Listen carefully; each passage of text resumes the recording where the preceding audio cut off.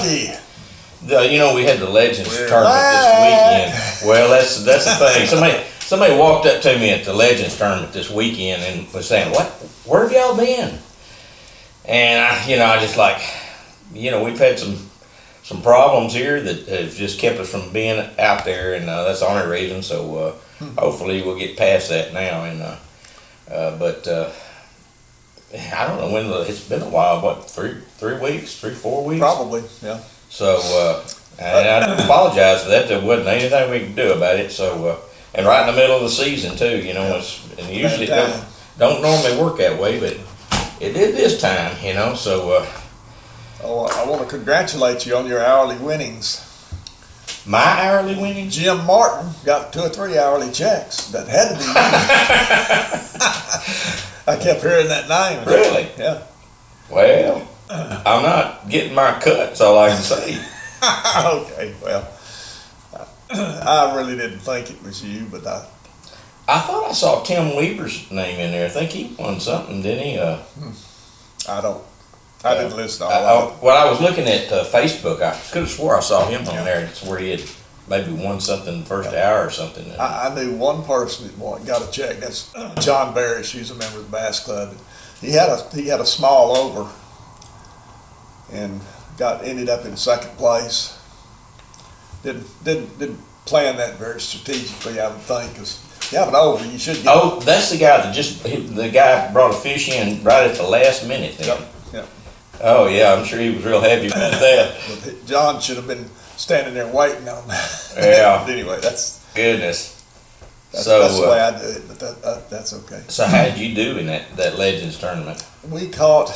Well, let me back up and talk. Let's talk about the club tournament. Okay, we'll go back to the club tournament. Kind of lead into it. I went up Monday afternoon, and my co-angler pre-fished with me Tuesday. And we started off like gangbusters. Good Lord. We caught some co-anglers. John Shin. John Shin. Oh, yeah. Old man Shin's boy. Yep. Caught some big slot fish. Caught a lot of fish. Of course, the gates were closed. Oh, they closed the gate? They were closed Monday, apparently. I don't know. Well, they're bellowing now. Oh, yeah. They opened them up Tuesday big time. And anyway, Tuesday we went out. I went out by myself, and I went north, went up in the glade. And I caught 20, 25 fish at the glade, including quite a few that I think would have been worth making the trip over there. So I was really feeling good. Yeah. Thursday, we went back to the same places we fished Monday and Tuesday and could not buy a bite. Oh, no. We ended up, I caught 4, I think, and caught 3, okay. John caught 5. Uh-huh. So he ended up in 4th place overall. I mean, that wasn't 4th place on the co-angler. Sure, yeah. That was good. But it was just terrible. The bite was just awful. There was just one here and one there. They were consistent as to what they were biting. Caught them on rattle traps and you won't guess what color French fry was throwing. I wouldn't even begin to guess. But cotton candy, when John switched over to cotton candy and started throwing the rattle traps, when he started catching his fish too. Oh yeah. Anyway, so that was Thursday. Went in, licked my wounds, went to bed as early as I could, and we started out at. Now, John's fishing with the Legends. No, John didn't. Charlie. Charlie Avers came in and fished with the Legends. In the Legend, yeah. We got on the water at 5, and I had 2 incidents right off the bat. It's Friday morning of just blatant unsportsmanlike. Really? Yeah, so we're sitting there, setting a long cast away from the bank, or some bushes actually, not the bank. And this boat comes in and makes a big wide loop and comes right between us and the bank. And I hollered at him, and he immediately turns and comes over and takes my picture. Took your picture? Yeah, said, "You're disqualified. I'm going to protest you." Well, we had words, and he cut donuts around us 4 or 5 times. Yeah. Wow. And my blood pressure was high, so I did my little mediation thing. And of course, this was early enough that the fish recovered by the time the sun came up. Well, there ain't no sense in all that. Yeah, and about 3 hours later, a guy's coming down fishing the shoreline, and he starts to go through. I hollered, I said, "Hey, never heard of the distance rule? Oh, you're further out than that." And I said, "No, I'm not either." And he said, "You must be from Dallas." Why? Is all people from Dallas like that? Yeah, well, I said, "Actually, I figured you were." That's what everybody says when somebody does something like that. From Dallas. Dallas people. From But Dallas. I apologize to the Dallas people. Nah, I know it's- it's just, individuals that are that way. That's just I don't know why people even say that, because the majority of people from Dallas just fine. That's right. That's right. I mean, and then it's nothing. I mean, there's some really big jackasses around here. That's right. There's some living equipment, I'm sure. Yeah. But One or two of them got a business or two living around the lake, but most of them are good. yeah, I told Charlie, I said, this is not looking good with 3 days like this. But that's the only time. Nothing else. Nothing happened throughout the rest of the tournament. Everybody else, we kept our distance. They kept their distance, and everything was cool. But we started off catching fish. Now, this is Friday morning after we had fished this very spot all day Thursday. Yeah. Caught 7 big slot fish out of the same water that we couldn't catch anything but dinks out of Thursday. And of course, slot fish are no good in the legend tournament. Yeah. That's the way it works. So I've had that happen many, many times. Friday went back to the same spot. Caught a mixture of slots and small fish. Could not get anything over 15 inches long. And it wasn't taking a very big fish to get a check. If you were listening to the radio, a 3.60 was ahead for the first day when it was over with. 260. An under. There was not an over caught until the last minute of the tournament. Somebody weighed in a 6-pounder. Yeah. And Tuesday, a bunch of big fish were weighed in, including an 1171 or something like that, or 1117, I guess. We caught nothing but small fish on Thursday. Again, a couple of 8, couple of 15s, and then Friday, there was 1 or 2 overs weighed in the tournament. We caught a mixture of slot fish and cheaper size fish, but again, nothing big enough. But we did, over those 3 days, I bet we caught 6 fish that were 16 1/8 inches long. Just right over the mark. They ate a little too good during the winter, apparently. Or not good enough. Yeah. Well, yeah, they had to really worked on it to get up to 24. The big fish we caught, matter of fact, the fish we caught, the vast majority of them didn't look like they'd spawned. And it's the middle of May. But they had big old bellies on them, and they were stout and fine. Was it last year or year before last, wasn't it? The spawn fell into the summer? It Year before last, pushed wasn't real late, yeah. I think it was last year. And it looks like it's going to this year. Because these fish were just huge with big old bellies and fight. Good Lord, you hit that rattle trap out there at the end of a long cast. Yeah. And just peel off drag till, you think the sucker must weigh 25 pounds. Get up there and it's an 18-inch fish. Yeah. But they were stout. It was fun. Well, I saw somebody on Facebook complaining that said they're really bellowing water out of the dam, and it was when I looked at it, it was about 900 cubic feet per second, which is not that terribly bad. But now I looked at this morning, it's 2,200 cubic feet per second. That's a pretty good chunk of water coming through. I went by the dam on. Had to go into town Tuesday afternoon, and I went by the spillway when I came back, and there were 2 gates open, but it was almost out of the banks down below the spillway, so they were letting some water out, big time. And then Friday morning we started fishing down at the dam, and you could hear the roar of the water from half a mile away. So it's really coming through there, and it's still the lake. there's a pier in the park, in our RV park, that's, the bottom of it is exactly full of pool. Well, Friday, the top was showing, or during the week, the deck was showing. Saturday, it was completely submerged. Friday, Saturday, it was completely submerged. Sunday, about half the deck, it's got a bow in it.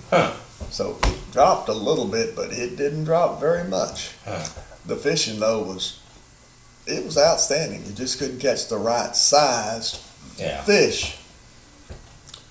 So, well, I told you, I made a point to go by SRA's office. I'll show you. Let's see, Sabine River Authority. I've kind of got it too big there, but anyway, that's where I was at this weekend. It's your old home place there, your family's home place, I guess, and that they took in when they built the lake. But I talked with him some about the new park, and we got in trouble for sliding down there when we weren't supposed to, and they were really nice then, but they were actually nicer now that I wasn't trespassing. So that's good. That's good. So anyway, I'll talk to Conrad King. He's the reservoir manager down there, and he was very nice to go over what some of their plans are, and some of it is still tentative. They're in the process of doing this, and I don't think they'll probably let the contracts go until about June, about sometime this summer. But anyway, I got an idea of what it is, and where that is. They actually own that whole peninsula down there, from what he was telling me, all the way to the tip down there. And this is Dr. Bryant's Point down here, and Eugene Ditch, and I don't know if you can tell that. Most people probably can't tell that much by it, but this is Little Caney, and then Big Caney's on the other side. Their landing area is going to land right in Eugene Ditch right here, and they're going to have this huge circle built up in here, and they're going to have about a 6-lane boat ramp over in here, which he was saying, I think he talked to somebody in the Parks and Wildlife, and they said, I don't think anybody got 6 lanes anywhere, and he says, well, we wasn't really going for the record, but hey, anyway, they're working on the parking lot right now, and then at some point in time they'll have a little expo down here. I'm not sure exactly the plans for that, but they've got a long road, and I'm guessing that it may be part of this right here. I don't have anything to go by that. I have no plans. It comes off this road and it comes down right through here. Right there's a trestle where it crosses. Is that where you and I went across that little bridge? Yeah. Okay, I know where we're at then. So that's probably fairly close to what it'll be, and then the road will come on down here to this area down in here where the parking lot's all back up in here. And he's saying that's phase 1 that they're working on right now.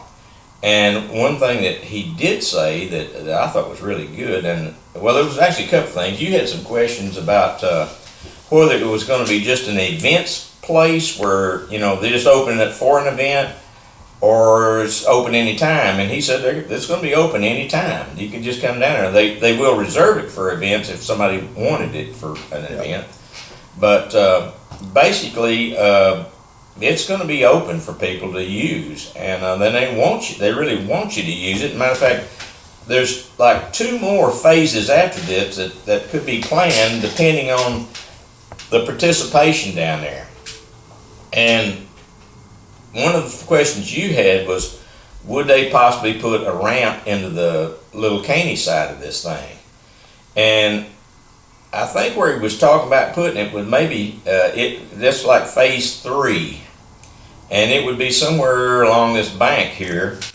I bet it would be up there at Hornier Branch where the trestle is. Well, it may be. I mean, that would be to me the most logical place. But the thing about it is, he said that if they put that ramp in, they would actually cut a boat road down through here. So they might want to limit that. That might be one of the reasons why they would hold it back this far up in here. True. That would be closer to the main events over here. Yeah, for the parking, they'd probably be better off putting it down here. That's true. They might not have to build extra parking for it if they do put it down there. But I mean, that's phase 3. Now I never did get into what phase 2 was, but The one of the really good things about it is they're spending money on security down there. They're going to have people come in and patrol that area 24/7. And that area and some other areas that we didn't get into, but I'm guessing probably the public parks, public ranch launches, like at 154 Bridge and then the West 515 Bridge and maybe the one up on East 515. So that's part of it. And actually there's no fee to launch. It's free to launch, or will be.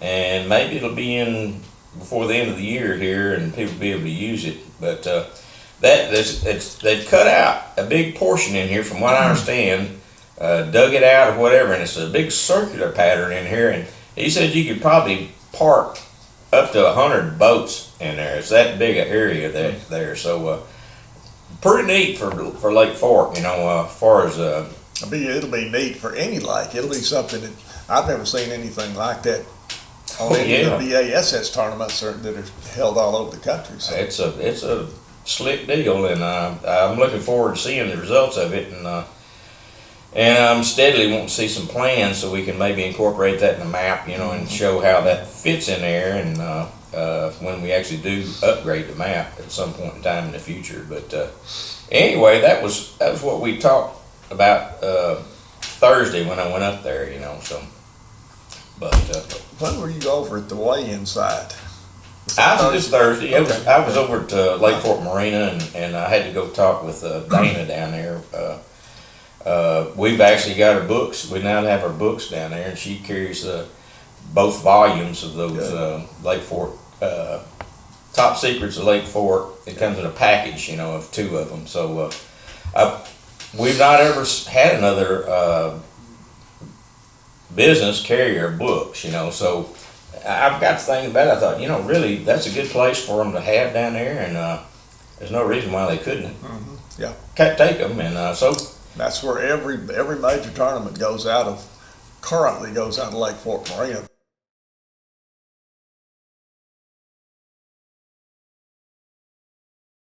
that's about the 2 closest good places. Or the enterprising entrepreneur that builds something back down close to 154. Go Fish, Roger Belk and his wife, they built that storage facility, and they're going to have a little cafe there. So who knows, they may actually have some stuff in there. They're in a good position. That is true. They could be a bird nest on the ground if they expanded a little bit. I talked with Misty, his wife, this weekend. It's really impressive what her and her husband have been able to do with that business that they're running, and of course, they got the fishing lures, and they got the storage facility, you got a cafe going in, and I don't know what else they're doing, but for a young couple, it's just kind of neat to see that happen around the lake. But anyway, this time of year you might need a guide or something, and there's a guy named, if you get to looking for somebody, Whit Smith. He's a good guide. There's plenty of guides out there. Here's a guy that he was a police officer, and now he's guiding on the lake, and I've got his number covered up. See if I can move it over. Yeah. Anyway, if you get to looking for a guide, this guy's good, and there's others out there as well. So let's look at look at the BassTournamentFinder.com and see what we got this week. And we've got, this is about the 27th, I think, this weekend in it, and I think we've got, we had the Legends here that we got passed this weekend, and we've got JC Outdoors, and that's on Texoma. Well, right here is what I'm talking about. Okay, yeah, like 14. JC, I was pointing at the wrong one, but I was thinking the right one. Right. And we've also got Lake Fork Anglers Hardcore section, which is the Bass Club. Yeah. And then there's Team Bass. Team Bass right there. Yeah, Team Bass at Lake Fork. And I don't know, have you ever fished those? Is that open too? That's an open series. It is. They've got a lot of tournaments, but I've got a conflict every time they have a tournament. Well, it's not hard when you fish many tournaments you're fishing. Yeah. They also had JC Outdoors Lake Fork Solo Tournament this weekend Yeah, too. yeah. If I was going to fish one, that's probably what I would fish. Now, next weekend, of course, we can talk about next weekend next week, but next weekend there's some good tournaments coming up too. Oh yeah. Hell, maybe we already talking about them now. We didn't we made a couple of them. I don't know. Yeah, give Sarton a little Sarton? plug. Yeah, it's Okay, Sarton's got it Yes. open. Is this the first time they've done that? No, they do it every year. It's Do they? Sarton Marine's Friends. It's customer appreciation, and they put on a good little tournament. Mark Howard is the weighmaster and he takes care of everything. Really? And Mark, I knew a Mark Howard. I wonder if the same one I know. well, he's the tournament. Mark Howard, JC Outdoors, Okay. but He's not from White Oak, is he? No, I don't think so. Okay, He's that's around not the one I Dallas. know. Concrete guy. No, I don't. I I may think. not be. I don't think. But it's a good tournament. Yeah. And then, of course, in June, coming up real quickly, you got the Skeeter Owners Tournament. Oh, I don't remember what the exact date is on it, but there it is, June the 4th. There you go. Yeah. June 4th. Of course, it's a 2-day tournament. It starts on the 4th. That's the registration side Right. and everything. But if you own a Skeeter or have a buddy who owns a Skeeter, that's what it takes. Yeah. It's a good tournament. They feed you at the end of the first day's fishing, and they have some of the best brisket and beans that you've ever lapped your lips around. It is good. Huh. Okay. And see, there's Team Bass again on Saturday. Uh-huh. On Saturday against the Skeeter tournament. Well, yeah, there it is. They isn't don't it? stand a chance, unfortunately. Well, and, you know, was Some anything on Sunday? of the guys that Well, don't yeah. own Skeeters will fish Yeah. that. And anyway, Well, that's how it goes. yep, it Chicken is. today, feathers tomorrow. Yeah. Sometimes the windshield, sometimes the bug. That's right, yeah. So, But, anyway, there's a lot of good tournaments coming up. I think I'm probably going to be out for about a month after that. I'm going to go ahead and have my left hip taken care of. oh, okay. I This I is in I was going to wait, yeah. I was going to July wait till or the latter part of August? July, but I'm going to do it the end of June. June. If I can get in, we'll find out today. Okay. Uh, Well, But there are not really many tournaments after between the Skeeter tournament and then they start back up again in September, so that'll be a Right. good time. they'll have the Sealy tournament coming up in September, I Yeah, guess. yeah, Or yeah. Big Bass, what do they call it? Big Yes, Bass. the now. Big Bass Splash, yeah. Big Splash, yeah. So that's got some good events. If you like to fish tournaments, some good events going. Yeah. And good fishing, that's the main thing. The fishing, with the lake being as full as it is, we're gonna go into the summer full. That ought to be good for the fishing. I don't know for a fact, but I'd rather be high and, up in the bushes than with 100 yards of mud showing. Yeah. So anyway, Well, when I was in Lake Fork Marine, it's kind of fun going up there because people recognize you from this thing, and I always like. Actually, that's one of the more fun parts is talking to people that use the maps or fish or whatever. It doesn't matter if you do our thing, but it's that's one thing about this. I call it a business. It's really not a business. hobby. It's sort of a hobby, public service type thing, and that's one of the reasons I'm still doing this. I guess is because the people that fish and talking with them. It's just. You catch people at the best time in their lives, it's, and you get anywhere else, it might not be that pleasant, but it's like you're running in this guy. I mean, I don't understand it at all. And today's, when you're driving on the roads, people are, they just go crazy. It's like they're looking for a fight. Yeah, they're just mad. I don't get it. They shouldn't be that, people ought to think about that before they do like that. But I agree. anyway, it's supposed to be fun, and that ain't fun. I have to deal with somebody like that. Yeah.